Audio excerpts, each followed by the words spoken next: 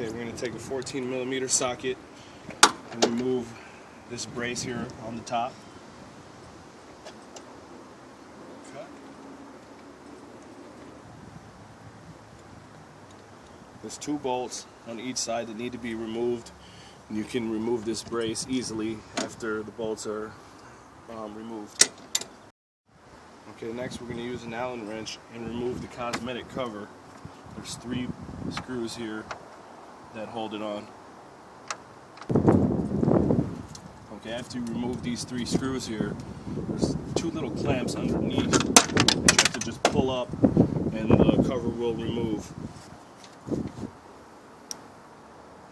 Okay, next you're going to take a 10mm socket, remove the battery cable. It's a good idea anytime you're working on any sort of electronics or sensors on your car to remove the battery cable.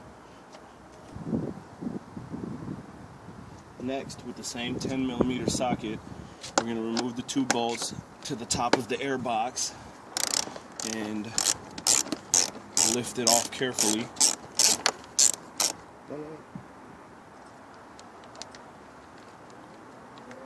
Okay, there's 1 bolt here on the front side of the box. There's another bolt here on the back side of the box that you're going to have to loosen up. Once you get them both completely loose, what you're going to want to do before you lift the top of the box off is remove these small vacuum hoses here on the front of the airbox. Now, it might be a good idea for you to label them, mark them with some tape, or take a picture of them like I like to do, so then you put them back on in the correct order when you're all done. Now, if you look on the left side of the airbox, there's also 2 more small vacuum hoses that need to be disconnected before the top of the box is removed. Okay, next we're going to loosen this screw here. It's a clamp that actually tightens this rubber boot onto the top of the airbox. You're going to need to loosen it up very well. As you can see, my screwdriver wouldn't do the trick, so I'm going to use the same 10mm socket and loosen it up. Next, you're going to want to remove the wire harness from the mass airflow sensor. So you'll press this little button here and it should wiggle loose. Sometimes it gives you a little bit of trouble. There you go. There's also another small wire harness that connects to this little vacuum solenoid here that needs to be removed as well. Then you can loosen the clamp here on this hose. It's a bigger vacuum hose. Just squeeze it, move it back, remove that hose from the small vacuum solenoid.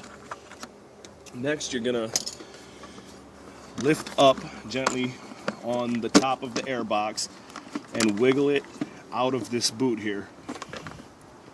As you can see, this comes apart in one assembly. You have your air filter in here, and the top of your airbox is completely removed. Now that you have the top of the airbox removed, we're going to have to get this piece here off. So the first thing you want to do is, again, remove this clamp on the vacuum hose and try to wiggle it free. A lot of times you'll have to use pliers and, twist it to loosen it. Once you see it moving, it usually comes off without too much trouble.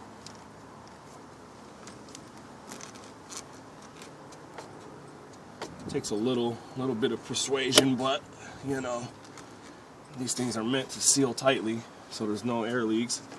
Got that off. You can move that forward. Doesn't seem to get in the way. Next, we have this one here. You're going to want to remove it from the small clamps here holding it in. Okay. Take that 10mm socket again, and as you can see, there's another clamp on this other side with the boot here. We'll loosen that one up. Once it's loose, it should wiggle free, just like the top of the airbox did. Give it a little twist. Pull with gentle pressure as you're twisting it. Let me loosen it up a little bit more. And that should do it. There you go. Comes right out now.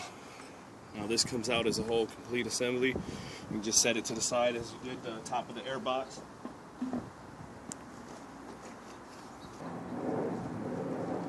Okay, now what we're going to do is remove this vacuum rail or whatever. I don't know what it's called, but we need to remove it. In order to remove it, there's a bolt here. There's also an identical bolt on the other side over here. And then there's 3 T-style socket bolts that you're going to need to remove. So first we'll remove these 2 on the sides. Okay, so I believe I used a 14mm socket to get these 2 side bolts off. And now the wrench or the next socket we're going to use is an 8mm Allen wrench. I thought it was a T style, but I was incorrect. Once you loosen the 2 bolts here, there's 1 more bolt that needs to be loosened, which is right here next to this plug pigtail connector here. What you're going to want to do is press this button here, remove this because it's kind of in the way and I don't want to damage it. Then you can reach this bolt down here. So you loosen this one next. Okay, once you have all of the bolts removed, you'll see this part then becomes loose. So once it's loose, you're going to have to disconnect these vacuum hoses as well. So this one easily slides off. You just give it a few twists, you know, it'll come off. There we go. We'll set this to the side out of the way here. Next we'll have another one here. Good idea to twist it with the pliers like I showed you earlier. Helps it, you know, wiggle loose. Persuades it to come off. There we go. That one's loose.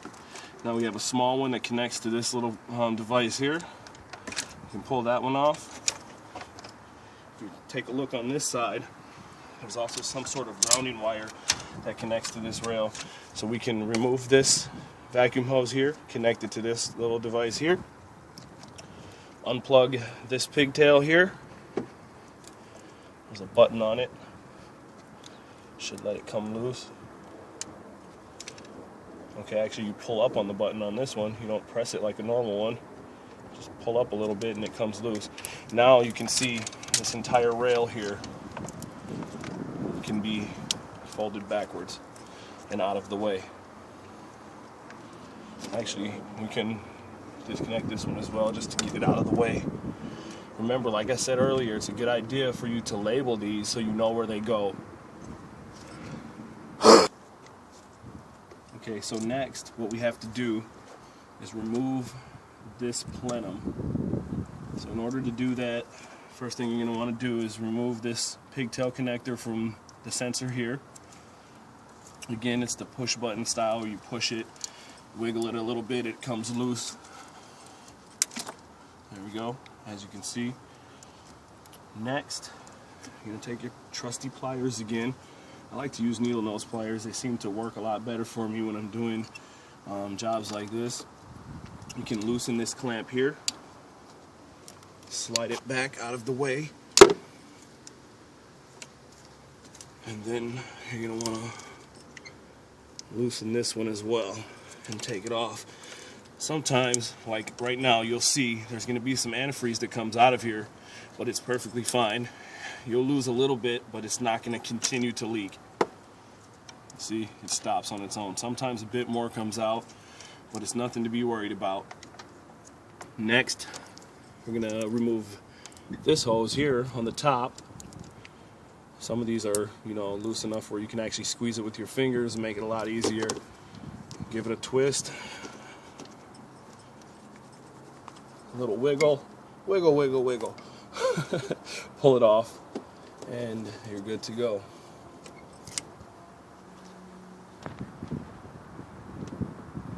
once you removed these vacuum hoses, the pigtail that we disconnected from the sensor here is actually connected to this little bracket here. So what you're going to want to do is push with a flathead screwdriver or your pliers and wiggle it free from the bracket so you can remove this wire out of the way. I just tuck it back out of the way. It doesn't really bother me once it's disconnected from this part here. Okay, the next thing you have to do, if you look on the top of the plenum, there's another Allen head bolt that needs to be removed. So you'll have to get in there with the same size you used on this rail and loosen this bolt here. Okay, now, before we can take the plenum off, there's another hose right here that should be disconnected. Has the similar, hose clamp. We have to squeeze it, wiggle it down. This one's kind of on an awkward angle, and it really irritates me. But once you get it down, you follow the same procedure and just wiggle this hose off that part. Okay, right now, I'm able to lift the plenum up. You won't be able to do that. I'll show you why in a second, but before we take it completely off, you can see there's another connector to a sensor here. We'll just disconnect that, take the plenum completely off. Now let me show you why you won't be able to take it completely off. I went ahead of time and removed the 3 bolts in the back of the plenum that hold the plenum on. They were not very fun. You have to use a ratchet wrench. What size was it? 9/16? Yeah, a 9/16 angled ratchet wrench to go behind the plenum here and reach this bolt. This bolt here is the hardest bolt, and that's the only way to get at it. I've tried numerous ways to get to it. The easiest way is the ratcheting wrench. Also, before the plenum is completely removed, there's another vacuum hose here, a little tiny one. You don't want to forget about this, and it connects to the bottom of the plenum here. So you're going to make sure you want to loosen that before you try to rip the plenum off. Also, once you have this one removed, it's pretty much smooth sailing from there. You can reach around the right side of the plenum and remove these 2 bolts, and those are fairly easy with the same tool. The bolt is a little bit smaller. I believe it's a 5/16, and they come out a lot easier than this one does. Cool. Okay, next what you're going to want to do is disconnect the pigtails from your fuel injectors. This here is your fuel rail. It's where the fuel tank, the fuel pump feeds your engine fuel, gas. So what you're going to want to do is press the little buttons, wiggle them free. They usually come off pretty easily. As you can see, this is a 6-cylinder, so there's 6 fuel injectors. There's going to be 6 plugs that connect to the injectors.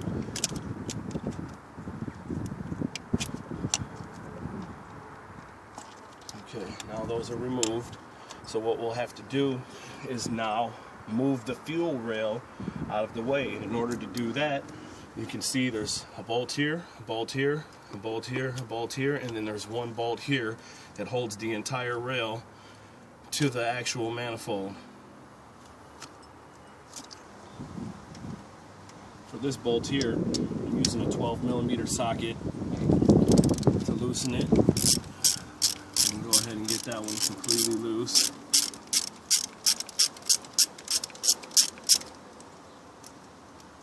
Set that out of the way. Remember, you're going to want to remember where you're removing these bolts from. Because if it comes down to it and you're trying to put it back together and you don't know where the bolts go, you defeated the entire purpose of doing this on your own. Because you're going to have to pay some mechanic to come in and figure out what you did, or get replacement bolts if you lose them or don't know where they go and put ones in the wrong spots.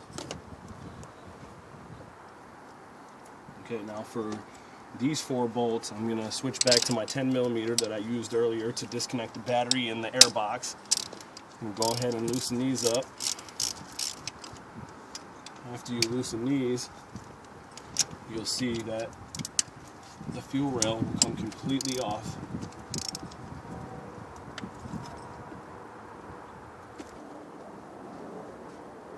Okay, since I had the top of the motor off, I decided to make this a 2-in-1 video and show you guys a little something else. Now, I got an engine light turned on the other day, and it happened to be my air fuel ratio sensor, bank 1, sensor 1. Now, if you take a look at this part, it looks exactly like an oxygen sensor. If you go to an auto parts store and tell them you need an air fuel ratio sensor, they'll tell you it's the same thing. It's not the same thing. They perform 2 different functions. They look pretty much exactly alike. You use the same tool to get it off, same tool to put it back on.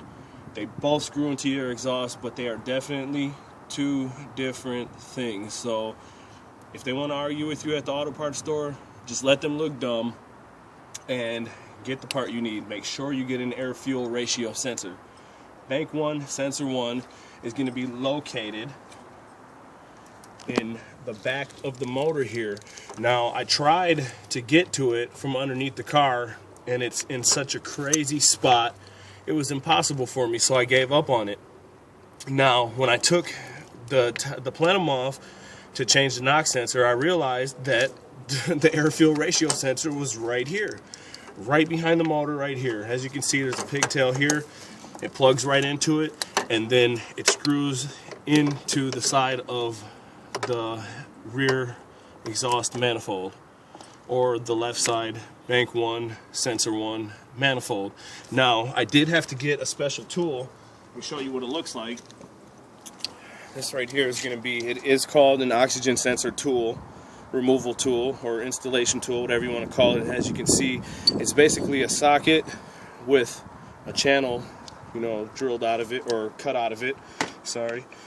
And the whole point of the channel is because when this is screwed into your motor, in order to get to the bolt that holds it on, you have to get through the pigtail. So there you go. Now, this connects to your ratchet. As you can see, that's what this here is for. You'll want to put that in there. Now, I found it a lot easier with ratchet that you can bend, you know, bendable ratchet.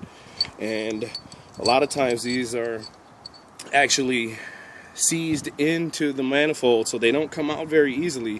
When you get a new one, it comes with anti-seize compound that you put on the threads, and it's supposed to help, you know, in case you want to replace it one day. But the thing is, your manifold gets entirely too hot, and these don't go out very often. So the anti-seize compound that you put on there, you know, basically melts away, and you'll get rust, and it'll be, excuse my language, but a bitch to get out sometimes. Mine wasn't that hard. So in order to get this out, you're going to need this tool here. You reach behind, slip it over the pigtail, put it in there, get it into the socket, and just remove it like any other sensor. To put it back in, you do the reverse procedure. Just wanted to throw that in there for you guys since I was back there. But this is the easiest and only way that I know of to get to that sensor, because from underneath the car, it was pretty much impossible. Okay, now that you have these bolts removed or loosened, you can remove them. You can set them here out of the way. Now, I have to show you something else. You have to be careful, because you can see these little black plastic things come apart, and those need to go back in. As you can see, they're right here on the motor, and those are like little spacers you use to hold the fuel rail in the spot where it needs to be. Now you can lift the fuel rail up, and the fuel injectors will actually come out of the holes that they go into. Now you got to be very careful not to damage these or let them move around too much or get any kind of dirt on them. So we're going to fold it up out of the way where it's safe and it won't be bothered. Okay, next what we're going to have to do is remove the top. Pay no attention to this. This is just cosmetic stuff that's irritating me. I'm putting my hand up here and it comes loose. These go right back on easily. Damn it. Okay, anyways. So now, what you're going to want to do is remove the top piece here. And in order to do that, you can see there's a small grounding screw here. So the easiest way to get to that is with a 10mm ratchet wrench or a socket. And I suppose that'll work too, but this seems to work better for me. You can loosen that up. Once you have this loose and out of the way, you're going to want to remove the bolts in the top. So in order to do that, well, actually I take this little bolt and I put it back in there so you know I don't lose it, and I can connect that ground wire later. So anyways, next you're going to want to remove these bolts here. You can use a star tool, the T type tool, or you can use a regular socket. And it looks like there's 3 here, 2 here, and then there's 3 on the other side, and 2 on the other side as well. So let's see, 1, 2, 3, 4, 5, 6, 7, 8, 9, 10, 11 bolts total that you're going to need to remove. Okay, as you're removing these bolts, if you'll notice, some of them are short, the outside ones, and the inside ones are really long. And then there's 2 bolts that are actually just the actual nut. So it's not an entire bolt at all. And it's going to be this bottom right corner one here that I'm unscrewing now. You can see has a built-in washer. And then the other one is going to be here. Now, you want to be careful to make sure that you label the short ones and the long ones so you don't put them in the wrong spot. You can label them, take a picture, however you want to do them, but you need to make sure that you put them back where they go. Okay, now once you have those bolts loosened up, you're going to want to loosen this clamp here. If you lift up on this manifold here, you'll see a bunch of antifreeze leaking out. It's okay, it's probably about a cup. It sounds like a lot, looks like a lot, it's probably a cup or 2. That's it. It's inevitable. There's no way you can stop it. It's not going to hurt anything. The only thing it's going to do is get antifreeze down on the ground underneath your car, but it won't hurt anything. So you're going to want to loosen this hose clamp here. Back it up out of the way and remove this hose from this part here. Okay, once you have this hose removed, it was easily removed. I used the channel locks, just a simple channel locks. Open it up a little bit, twist it how I showed you on the other hoses, and it comes off easily. Next, I'm going to go ahead and lift this up completely and set it out of the way.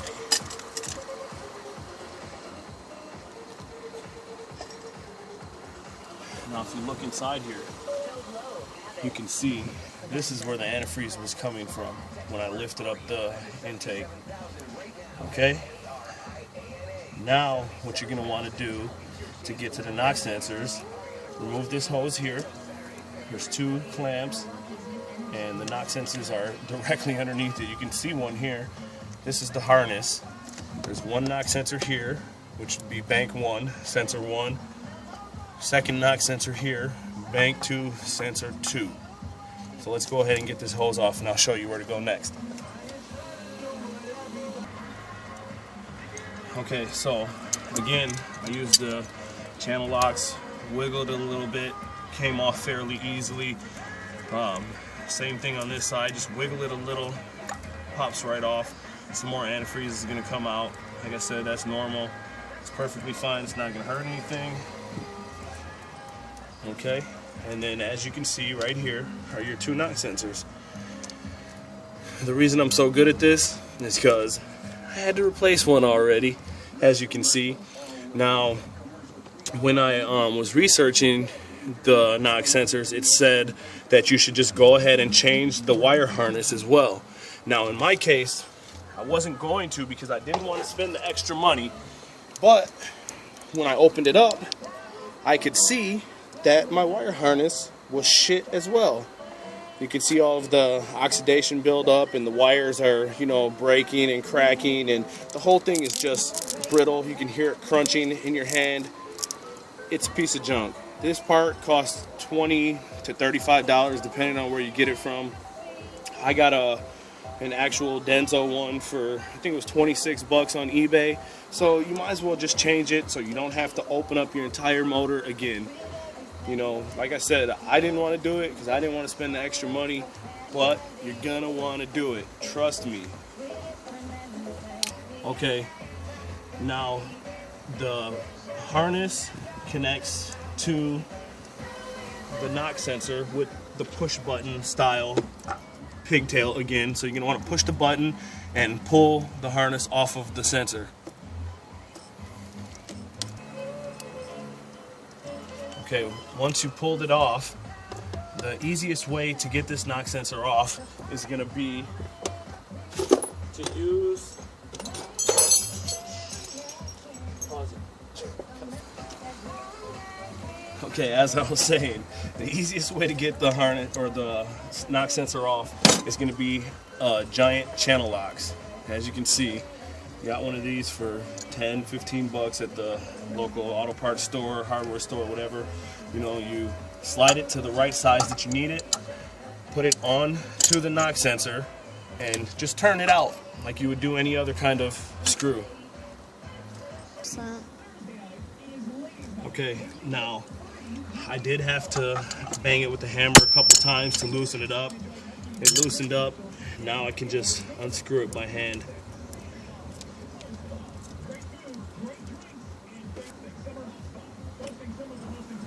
Nice old rusty piece of junk.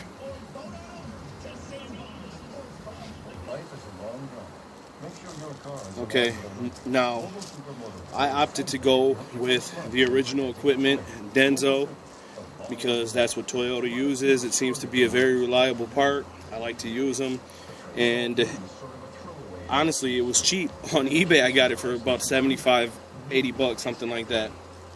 And there was other off-name brand and non-Toyota OEM part name brands that cost more than that. So I'd rather go with the trusted Denso version. Now, one other thing I need to show you that I kind of forgot about, but you should pay attention to. What you're going to want to do is after you remove the top piece here, you can see all of this debris in here. There's leaves and all kinds of other dirt.